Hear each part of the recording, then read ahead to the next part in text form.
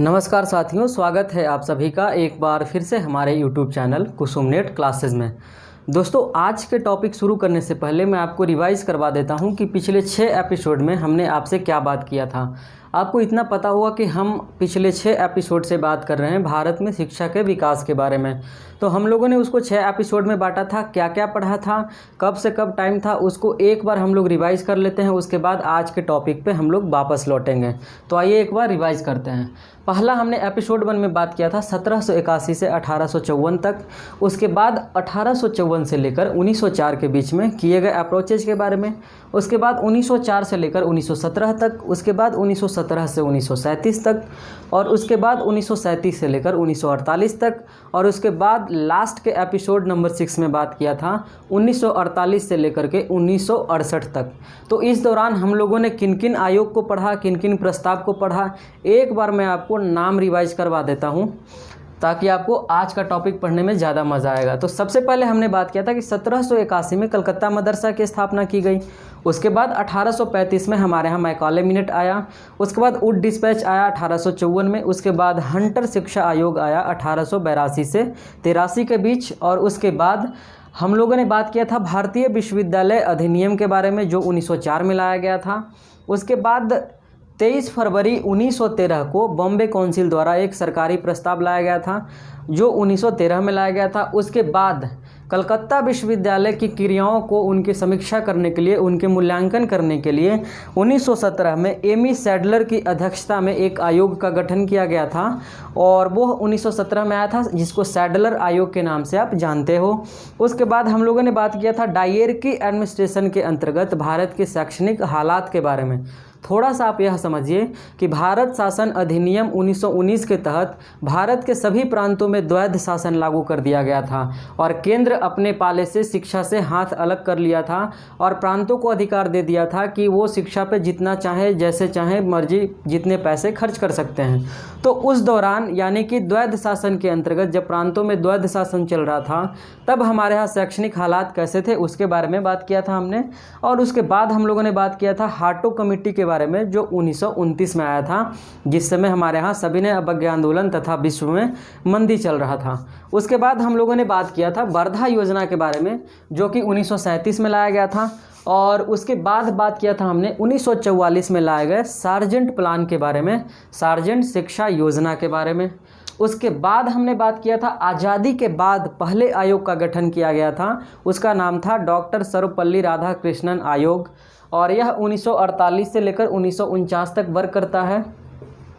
उसके बाद हमारे यहाँ आया था कोठारी शिक्षा नीति, जो कि कोठारी के निर्देशन में इसका गठन किया गया था और यह 1964 से लेकर 1966 के बीच आया था। और इसके बाद हम लोगों ने बात किया था शिक्षा नीति 1968 के बारे में। 1968 में एक नवीन शिक्षा नीति लाई जाती है, एक नेशनल एजुकेशन पॉलिसी, माफ़ कीजिएगा, राष्ट्रीय शिक्षा नीति इसको बोलते हैं, जब इंदिरा गांधी की सरकार थी। तो राष्ट्रीय शिक्षा नीति 1968 के बारे में लास्ट एपिसोड के लास्ट टॉपिक में हमने बात किया था। आज के टॉपिक में हम लोग बात करने वाले हैं आज की वीडियो में 3 टॉपिक के बारे में। आज का हमारा पहला टॉपिक है न्यू एजुकेशन पॉलिसी, हिंदी में आप इसको नवीन शिक्षा नीति के नाम से जानते हैं, जिसको 1986 में लाया गया था। और उसके बाद हम लोग बात करेंगे कि जब ब्रिटिशर्स हमारे यहाँ शिक्षा के लिए काम किए तो उनका थोड़ा सा मूल्यांकन करेंगे। 2-4 पॉइंट है हमारे पास, जिसमें मैं आपको बताऊंगा कि किस तरीके से कितनी चीज़ें हमारे यहाँ सही रही और कितनी चीज़ें वो चाहे तो, लेकिन हमारे यहाँ वो उनके प्रयास असफल है। तो उसके बारे में हम लोग लास्ट में बात करेंगे।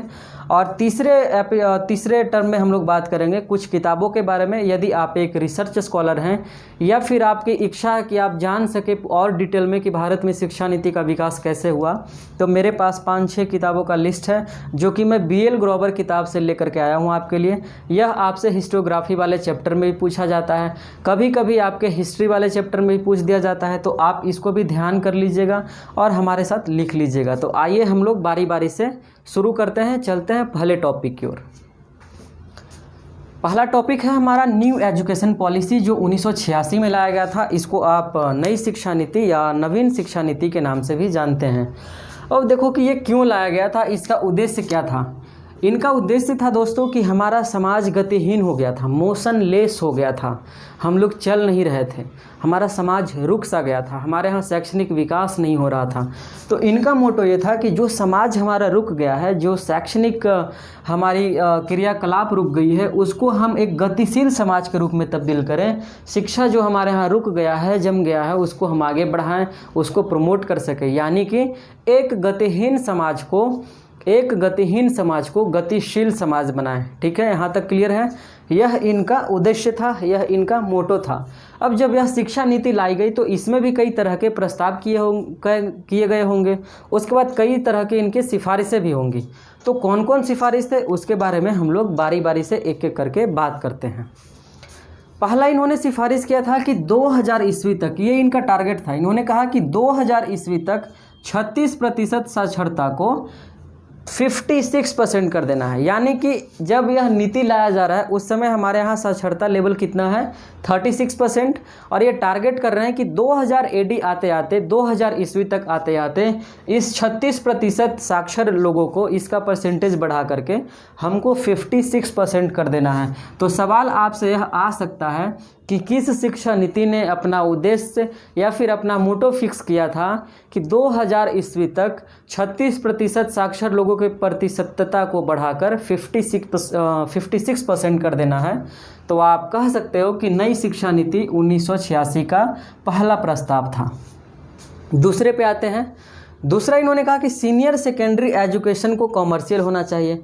सीनियर सेकेंडरी का अर्थ यहाँ 10+2 से है। तो इन्होंने कहा कि 10+2 का, जिसको हिंदी में आप उच्चतर माध्यमिक शिक्षा बोलते हो, तो उच्चतर माध्यमिक शिक्षा को इन्होंने कहा कि इसको व्यावसायिक होना चाहिए, रोजगार परक होना चाहिए, टेक्निकल होना चाहिए, कॉमर्शियल होना चाहिए। आगे आते हैं। और इन्होंने लक्ष्य फिक्स किया अपना, फिर से एक गोल फिक्स किया था, और इनका गोल था कि 1990 तक 10% स्टूडेंट को इसमें इन्वॉल्व कर लेना है। 1990 तक, देखिएगा 1986 में बन रहा है, गोल फिक्स किया है कि 1990 तक 10% स्टूडेंट को हमको कॉमर्शियल, यानी कि सीनियर सेकेंडरी एजुकेशन में से 10% बच्चों को कॉमर्शियल इनरोल्ड करवाना है। उसके बाद इन्होंने कहा कि 1995 तक, यानी 5 साल आगे जब चलेंगे, तो इन्होंने कहा कि 25% बच्चों को, यानी 1995 तक 25% बच्चों को कॉमर्शियली एजुकेट करना है। कहाँ? सीनियर सेकेंडरी एजुकेशन के सिस्टम में। आगे आते हैं हम लोग तीसरे पॉइंट पे, तीसरे नहीं, चौथे पॉइंट। अच्छा, एक पॉइंट छूट गया था मेरे ख्याल से। दूसरा पॉइंट इन्होंने कहा था कि प्रारंभिक शिक्षा को सर्वव्यापी बनाना है। प्रारंभिक शिक्षा का क्या अर्थ है? प्राइमरी एजुकेशन जो अभी हम लोग 1 to 5 हासिल करते हैं, उन्होंने कहा कि इसको सर्वव्यापी बनाना है। सर्वव्यापी का अर्थ है सभी जगह पर यह पढ़ाई होना चाहिए, भारत के सभी प्रांत में, सभी जिले में, सभी प्रखंड में, सभी गाँव में। ठीक है, आगे आते हैं। पॉइंट नंबर 4 कहा कि हायर एजुकेशन में सुधार लाना जरूरी है। अब देखो कि हमारे यहाँ हायर एजुकेशन में अभी भी सुधार नहीं लाया गया है, लेकिन शिक्षा नीति में यह बातें या सिफारिशें काफ़ी दिनों से की जा रही है। तो 1986 वाले नई शिक्षा नीति में यह बात की गई थी, हायर एजुकेशन में सुधार लाना है, इम्प्रूवमेंट लाना है। उसके बाद इन्होंने कहा शिक्षा का सामाजिक प्रसंग होना चाहिए ताकि अर्थव्यवस्था का आधुनिकीकरण हो सके। हमारे यहाँ जो अर्थव्यवस्था थी वो ट्रेडिशनल पे आधारित थी, पारंपरिक चीज़ों पे आधारित थी, जैसे कृषि पे। तो इन्होंने कहा कि नहीं, अब सिर्फ पारंपरिक चीज़ों पे नहीं होना चाहिए, बल्कि शिक्षा ऐसा दो कि हमारे अर्थव्यवस्था को एक नया आधार मिल सके। ठीक है, एक नया आधार मिल सके और वो पारंपरिक से हट करके वो मॉडर्नाइज हो सके। तो आपसे सवाल पूछा जा सकता है कि किस शिक्षा नीति में बात की गई थी कि बच्चों को ऐसा एजुकेशन दिया जाए जो आगे चल करके अर्थव्यवस्था को मॉडर्नाइज करने में सहायक हो। तो वह थी नवीन शिक्षा नीति 1986। क्लियर है? आगे आते हैं। इन्होंने कहा कि बच्चों के अंदर वैसा एजुकेशन दो ताकि उनके अंदर संविधान के लिए एक रिस्पेक्ट पैदा हो सके। ठीक है, और उसमें वो 3-4 चीज़ें, 3-4 पॉइंट को बताया, जैसे धर्मनिरपेक्षता का भाव हो सके। कोई भी बच्चा जब पढ़ाई करे तो उनको किसी एक विशेष धर्म से लगाव नहीं हो, बल्कि उनको सेकुलर बनाया जा सके।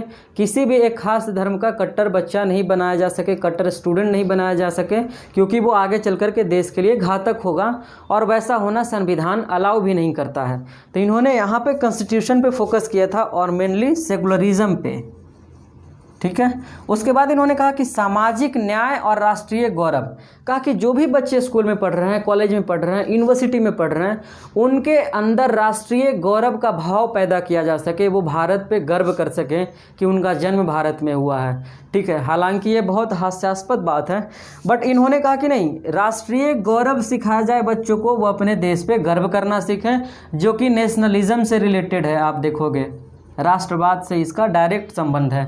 उसके बाद इन्होंने कहा कि ऐसा एजुकेशन दो बच्चों को जो सोशल जस्टिस के बारे में सोचे। सोशल जस्टिस का अर्थ है समाज के दबे कुचले वंचित पिछड़े सारे तबकों को, सारे लोगों को शिक्षा में एवं भारत के हर एक प्रशासन में, आप बोल सकते हो उन सभी में उनकी समुचित भागीदारी हो सके, अर्थव्यवस्था में उनका इक्वल रोल हो, शिक्षा में इक्वल रोल हो, इंडस्ट्री में हो, एकेडमिक्स में हो, रिसर्च के फील्ड में हो, डॉक्टर के फील्ड में हो, एडवोकेसी के फील्ड में हो, हर एक फील्ड में हर एक लोगों का, समाज के हर एक तबके का भागीदारी हो। तो वो उसको सोशल जस्टिस के लिए बोला गया कि अब बच्चों को जो शिक्षा दिया जाए वो सोशल जस्टिस भी उसको पढ़ाया जाए। हालांकि अभी तक आया नहीं है। आगे आते हैं, अगला पॉइंट उन्होंने कहा कि एकता एवं अखंडता पर विशेष ध्यान दिया जाए। उन्होंने एकता पे बहुत ज़्यादा ध्यान दिया कि लोगों के अंदर यूनिटी होना ज़रूरी है, इंडियन के नाम पे, रीजन के नाम पे, क्लास के नाम पे, इस तरीके की। लेकिन यहाँ पे क्लास की बात नहीं की जा रही, यहाँ पे ध्यान रखिएगा, एकता का अर्थ यहाँ पर है भारतीयता के नाम पे एकता। ठीक है, रिलीजन के नाम पे नहीं, कास्ट के नाम पे नहीं, क्लास के नाम पे नहीं, बल्कि कंट्री के नाम पे, बल्कि भारतीयता के नाम पे, इंडियन के नाम पे। ठीक है, वो एकता का भाव हो सके उत्पन्न, यूनिटी का भाव उत्पन्न हो सके बच्चों के अंदर। ठीक है, और आगे आते हैं, अगला पॉइंट उन्होंने कहा अंतर्राष्ट्रीय अप्रोच अपनाया जाए। तो हमारी शिक्षा व्यवस्था को मजबूत करने के लिए जो अंतर्राष्ट्रीय अप्रोच कुछ हैं जिसको अपनाने से हमारा शिक्षा व्यवस्था मजबूत हो सकता है, तो अंतर्राष्ट्रीय अप्रोच को मनाने में कोई गुरेज नहीं होनी चाहिए। हम लोग इंटरनेशनल अप्रोच अपनाएंगे अपनी शिक्षा व्यवस्था को मजबूत करने के लिए। तो ये टोटल पॉइंट था न्यू एजुकेशन पॉलिसी 1986 का।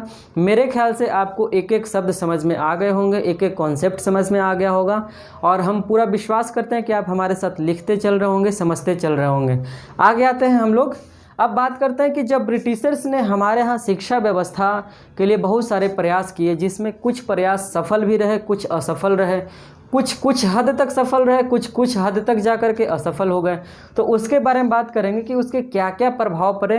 थोड़ा सा शॉर्ट में हम लोग इसको कंक्लूड करेंगे, उसके बाद हम लोग आज के लास्ट टॉपिक पे आएंगे। तो दोस्तों, पहला पॉइंट इन्होंने कहा कि सीमित एवं मॉडर्न शिक्षा का प्रसार किया गया। जैसे आप देखोगे कि अंग्रेजों ने एक इनफिल्ट्रेशन थ्योरी का इजाद किया था, जिसमें उन्होंने कहा था कि समाज के समृद्ध लोगों को यदि पढ़ा देते हैं तो वो हमारे बीच इंटरमीडिएट का काम करेंगे, और उन्हीं के माध्यम से शिक्षा जो है छन छन करके, जैसे छन्नी से चाय छनता है, उसी तरीके से उनके अंदर से एजुकेशन छन छन करके आम लोगों तक चला जाएगा, जो वंचित तबके हैं, जो यहाँ के कॉमन मैन हैं उनके पास। लेकिन उनका यह थ्योरी फेल हो गया। तो वो क्या हो गया कि शिक्षा लिमिटेड लोगों के पास चला गया, और लिमिटेड लोग कौन थे? जो संभ्रांत थे, जो कुलीन थे, जो अमीर थे, जो उलेमा वर्ग थे, ठीक है, जो नोबेल क्लास के लोग थे। तो वो उनका एजुकेशन सीमित हो गया। उसके साथ साथ इन्होंने मॉडर्न शिक्षा का प्रसार किया था, इसमें कोई दो राय नहीं है। तो आप लिख सकते हो कि इन्होंने मॉडर्न शिक्षा का प्रसार तो किया, लेकिन इनकी शिक्षा व्यवस्था और जिन जिन लोगों के अंतर्गत यह शिक्षा का प्रसार किया वह सीमित मात्रा में हुआ, न कि जनसाधारण तक पहुंच पाया। ठीक है, दूसरे पॉइंट पे आते हैं, अंग्रेजी को स्थापित किया गया। अब अंग्रेजों के आने से पहले हमारे यहाँ या तो हिंदी था, या तो उर्दू था, अरबी था, फारसी था। लेकिन जब अंग्रेज चल करके आते हैं तो हमारे प्रशासनिक व्यवस्था में एक नया लैंग्वेज का एंट्री होता है, जिसको आप अंग्रेजी बोलते हो, और यह इतना प्रभावकारी हो जाता है कि आप आज भी 2020 में देख सकते हो हमारे यहाँ सुप्रीम कोर्ट से लेकर के, हाई कोर्ट से लेकर के, मेडिकल के जितने कॉलेजेज हैं, इंजीनियरिंग के जितने कॉलेजेज हैं, या फिर इंडिया के जितने भी IITs हैं, या फिर मैनेजमेंट के कॉलेजेज हैं, या फिर आप किसी अच्छे विश्वविद्यालय से रिसर्च कर रहे हैं, तो वहाँ पर भी सारा का सारा पढ़ाई अंग्रेजी में होता है। तो आप सोच सकते हो कि कितना इसका इम्पैक्ट बड़ा होगा, और ये आज तक बना हुआ है। उसके बाद आते हैं सिविल सेवा का आगमन हुआ हमारे यहाँ। ठीक है। यहीं से ICS परीक्षा इन्होंने कंडक्ट करवाया, जो आज हमारे यहाँ टूट करके IAS IPS के रूप में जाना जाता है। उसके बाद इनका जन साधारण एवं समृद्ध के बीच खटास उत्पन्न हो गया। क्यों? क्योंकि इतना ना गैप उत्पन्न हो गया। इन्फिल्ट्रेशन थ्योरी के तहत क्या हुआ कि एक समृद्ध लोगों को शिक्षा मिल गया लेकिन जन साधारण लोगों को नहीं मिला, तो उन दोनों के बीच में गैप बहुत ज़्यादा हो गया, जैसे आसमान और ज़मीन के बीच गैप है। तो जब गैप होगा तो उनके बीच ऑब्वियसली रिश्तों में खटास उत्पन्न होगी। तो यह एक अगला पॉइंट था। और उसके बाद आप देखो कि इन्होंने कई तरह के जब अप्रोचेज अपनाए तो उल्टा दिशा में भी काम कर रहा था। कभी कभी यह अच्छा करना चाह रहे थे लेकिन उल्टा रिजल्ट निकल जा रहा था। जैसे 1911 में हमारे यहाँ अनपढ़ लोगों की संख्या 84% थी। ठीक है, 1911 में हमारे यहाँ अनपढ़ लोगों की संख्या 11% थी। इसको खत्म करने के लिए, घटाने के लिए अंग्रेजों ने अप्रोच अपनाया, लेकिन 1921 में जा करके यह 21% हो जाता है, सॉरी 92% हो जाता है, माफ़ कीजिएगा। यानी कि 1911 में 84% था, 1921 में 92% लोग अनपढ़ हो जाते हैं। तो काम उल्टा दिशा में, मतलब काम तो वो कर रहे थे कि सही सोच करके, पॉजिटिव सोच कर काम कर रहे थे, लेकिन आउटकम उनका निगेटिव आ जा रहा था, रिजल्ट निगेटिव आ जा रहा था। आगे आते हैं अगले पॉइंट पे। इन्होंने कहा कि स्त्री शिक्षा पे है ना, शिक्षा पे अमीरों का मोनोपोली। अब चूंकि जब ये लोग शिक्षा का विकास किए तो शिक्षा को महंगा भी कर दिए, तो जो आम जनता, जो आम लोग थे, जो दबे कुचले लोग थे, वो उनके एजुकेशन को अफोर्ड नहीं कर सकते थे। तो शिक्षा पे मोनोपोली हो गया किन लोगों का, जिनके पास पैसे थे, धन थे, संपत्ति थी, उन पे उनका एकाधिपत्य हो गया। किनका? अमीरों का। किस पे? शिक्षा पे। आगे आते हैं अगले पॉइंट पे। उन्होंने कहा स्त्री शिक्षा पे कोई विशेष ध्यान नहीं दिया गया।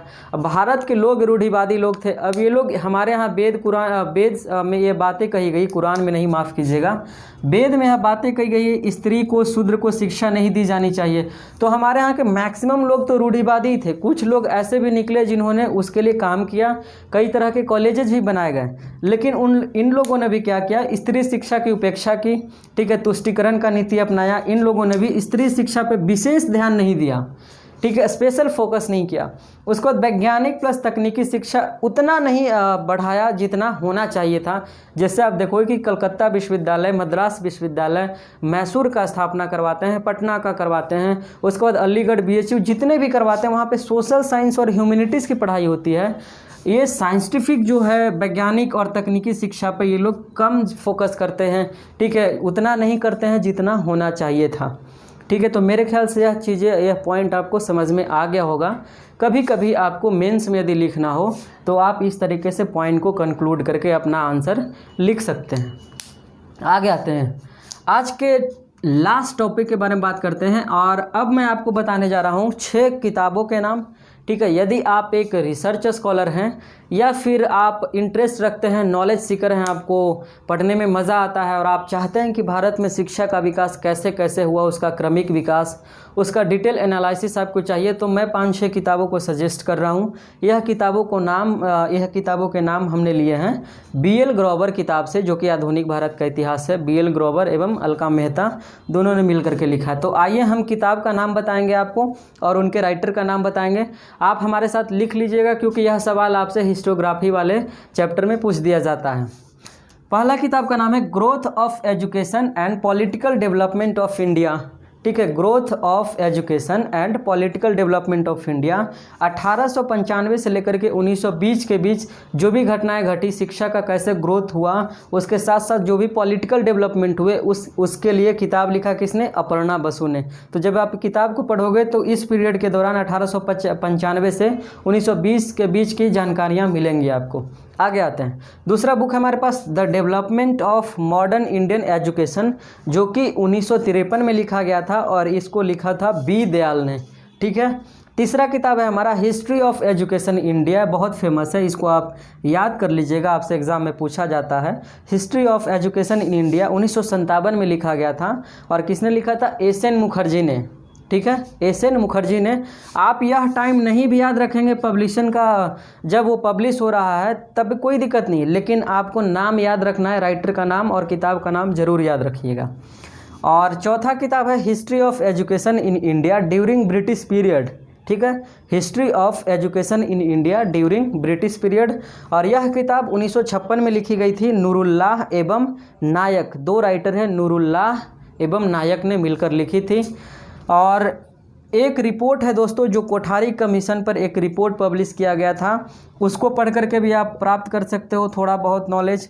और उसके बाद इन्होंने कहा कि चैलेंज ऑफ एजुकेशन, ठीक है, challenge of education as a perspective, ये 1985 में एक पेपर पब्लिश किया गया था। इसके माध्यम से भी आपको 1985 के दौर की जानकारियाँ मिल सकती है, उस समय कैसे शिक्षा का विकास हुआ था। तो दोस्तों आज के वीडियो में इतना ही। मेरे ख्याल से आज का तीनों टॉपिक आपको समझ में आ गया होगा, आपको पढ़ने में मज़ा आ रहा होगा। यदि आपको यह सीरीज़ पसंद आ रहा है, यह वीडियो पसंद आ रहा है, तो आप हमारे चैनल के साथ जुड़ सकते हैं और आप अपने दोस्तों के साथ भी शेयर करें, दोस्तों को भी जुड़ने के लिए कहें। और किसी भी तरीके का कोई क्वेरी हो तो आप मुझे कमेंट बॉक्स में मेल के माध्यम से बता सकते हैं। भारत में शिक्षा का विकास का यह लास्ट एपिसोड था। एक एपिसोड और लाऊंगा जो कि 2020 में शिक्षा नीति लाया गया है, उस पर मैं मटेरियल इकट्ठा कर रहा हूं। जैसे ही मिल जाएगा उस पर मैं वीडियो ला दूंगा। लेकिन अब तक कितना 2020 तक जितने भी शिक्षा प्रस्ताव लाए गए थे अंग्रेज़ों के ज़माने से लेकर के आज तक, यदि आप हमारे सारे सीरीज को, सारे एपिसोड को देख लेते हैं तो आपको किसी भी तरीके का कोई भी समस्या नहीं होगा। आप कोई भी किताब उठा करके किसी भी तरीके का आप सवाल सोल्व कर सकते हो। निश्चित तौर पर मैं 100% की गारंटी तो नहीं दे सकता हूं, लेकिन 80 to 90% सवाल को आप आसानी से टैकल कर लेंगे। तो फिर मिलेंगे हम लोग अगले वीडियो में 2020 के नई शिक्षा नीति के साथ। तो तब तक के लिए शुक्रिया, बाय बाय, जय हिंद, टेक केयर।